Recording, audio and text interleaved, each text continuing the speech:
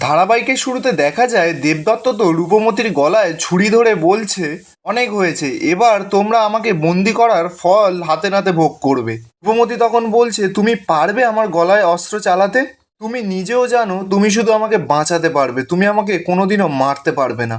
তুমি যদি আমাকে মারতে পারো তাহলে আমি হাসি মুখে মৃত্যুবরণ করে নেব।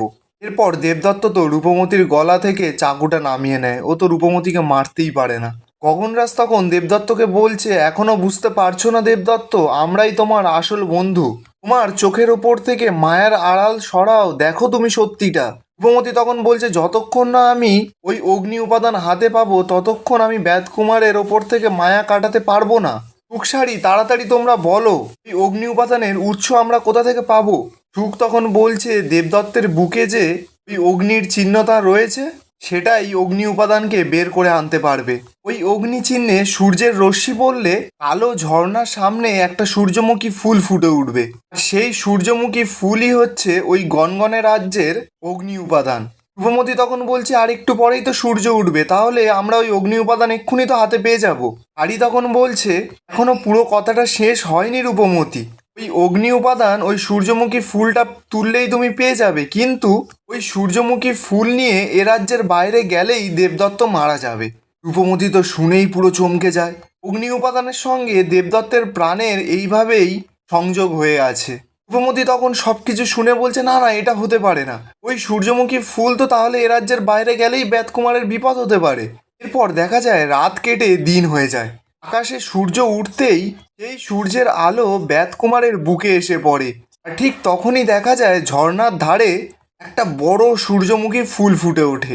অত্তরী তখন সেই সমস্ত কিছু দেখে বলছে, সর্বনাশ, তাহলে ভোর হয়ে গেছে। ভোর হয়ে গেছে মানেই তো দেবদত্ত এক্ষুনি ডালিমের ভেতরে ঢুকে যাবে আবার।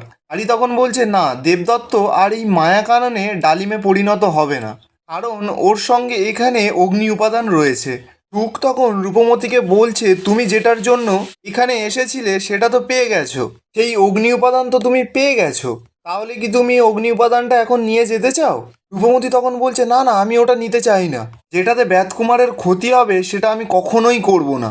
আলী তখন বলছে, কিন্তু রূপমতি, তোমাকে যে এই অগ্নি উপাদানটা নিতে হবে, এই অগ্নি উপাদানটা তো তোমার দরকার। তখন রূপমতি বলছে, কিন্তু ব্যাধকুমার, ওর জন্য তো আমি এটা করতেই পারি, আমি এই অগ্নি উপাদান কিছুতেই নেব না।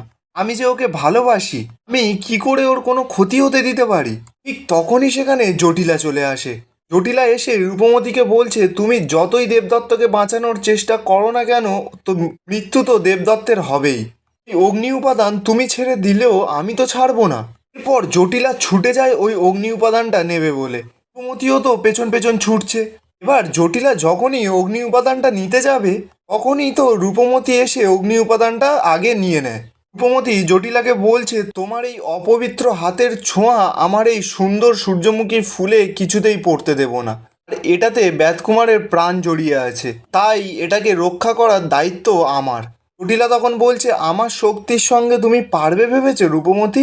ওই ফুল আমাকে দিয়ে দাও রূপমতি, ওই অগ্নি উপাদান আমার চাই, তা না হলে ওই দেবদত্তের মতন আরও কতজনের যে আমি প্রাণ নেব তোমার ধারণা নেই। অন্নি তখনই সমস্ত কিছু আড়াল থেকে শুনে নেয় আর মনে মনে বলছে, জটিলা দেবদত্তকে মেরে ফেলতে চায় ওই অগ্নি উপাদানের জন্য? তাহলে কি ও এতদিন আমাদের সঙ্গে নাটক করছিল? এবার দেবদত্ত তো নিজের ভুল বুঝতে পেরেছে।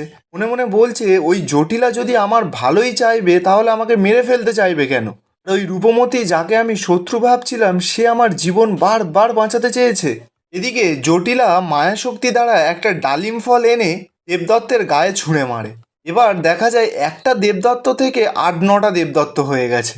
জটিলা রূপমতিকে বলছে, এবার কোনটা তোমার আসল দেবদত্ত তুমি খুঁজে নাও। সকলে তো রূপমতিকে বলছে আমি আসল দেবদত্ত, ও বলছে আমি আসল দেবদত্ত।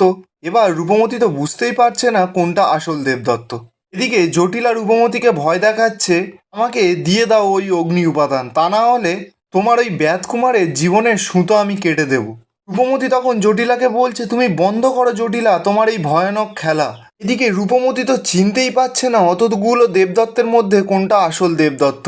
অন্যদিকে জটিলা হাসছে আর বলছে, আহারে, রূপনগরের রাজকুমারীর এ কি দশা হলো! তোমার 7 রাজ্য অভিযান আমি ব্যর্থ করে ছাড়বো রূপমতি। দেবদত্তরা, তোমরা সকলে মিলে একজোট হয়ে আক্রমণ করো রূপমতিকে। এর মধ্যে একজন দেবদত্ত যখন রূপমতিকে মারতে যাবে, রূপমতি তো এবার নিজের অস্ত্র ব্যবহার করে। ঠিক তখনই সেই দেবদত্তটা পুরো মাটি হয়ে মিলিয়ে যায়। রূপমতি তো এবার চিৎকার করে ওঠে, ভেবেছে হয়তো ওটাই আসল দেবদত্ত।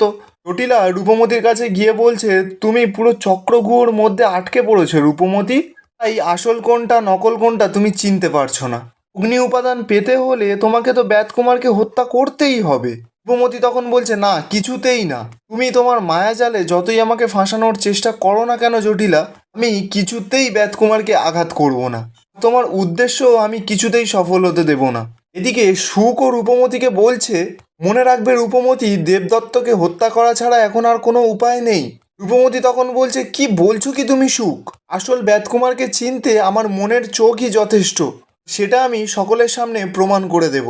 জটিলা তখন রূপমতিকে বলছে, দেখো তোমার শুভাকাঙ্ক্ষীরাও তোমাকে ভালো কথাই বলছে, দেবদত্তকে হত্যা করা ছাড়া এখন আর তোমার কোনো উপায় নেই। এই সূর্যমুখী ফুল আমায় দাও রূপমতি। রূপমতি তো তখন খুব রেগে যায়, বলছে, খবরদার জটিলা, এই সূর্যমুখী ফুলের দিকে তুমি হাত বাড়ানোর চেষ্টাও করবে না তুমি জটিলা। এরপর রূপমতি আবারও ভালো করে সকল দেবদত্তকে দেখতে থাকে কোনটা আসল। মনে মনে বলছে, প্রত্যেককে নিরীক্ষণ করে দেখতে হবে আমাকে, আসল আর নকলের মধ্যে ঠিক কিছু না কিছু পার্থক্য থাকবেই। এরপর রূপমতি সকল দেবদত্তের চোখের মণির দিকে তাকায়। ভালো করে দেখে রূপমতি বলছে, না না, সকল দেবদত্তের চোখের মণি স্থির, তার মানে এদের মধ্যে কোনোটাই আসল নয়।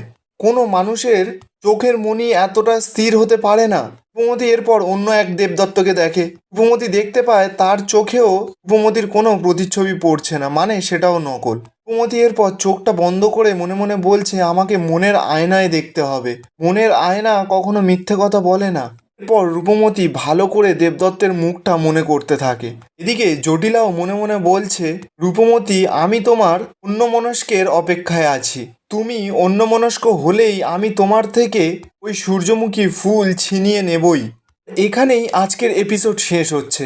আর আপনারাই বলুন তো, রূপমতি কি পারবে আসল দেবদত্তকে এতগুলোর ভেতরে খুঁজে বের করতে? কমেন্টে অবশ্যই জানাবেন।